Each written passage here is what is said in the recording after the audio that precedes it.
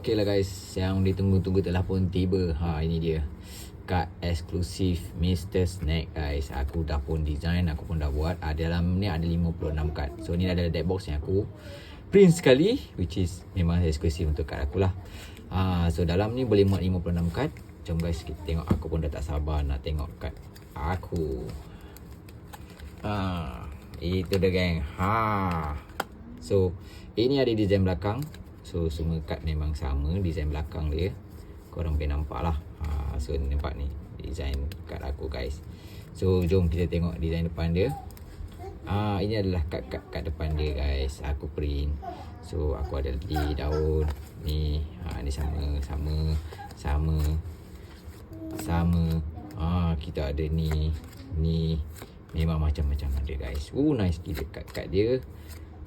Ni semua merangsurkan daun. Aku print ada berapa banyak. So ini pula merangsurkan air. Aku ada print berapa banyak air.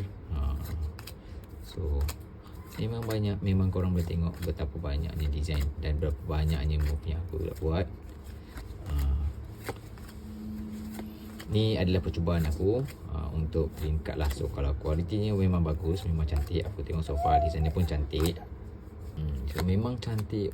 Ada api. So memang aku buat api air daun khas untuk buat macam kat kosong boboiboy lah. So korang tengok memang banyak gila design dia. Macam-macam aku cuba buat. Macam-macam bentuk, macam-macam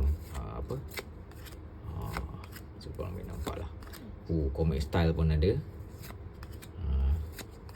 So memang ada lah. Itulah dia guys, kad yang ada untuk aku. So untuk korang dapatkan kad aku ni, boleh korang dapatkan. Cara-caranya ada dalam video. Korang boleh tengok kat video dia. Okay, jumpa lagi guys. Itu saja. Ciao.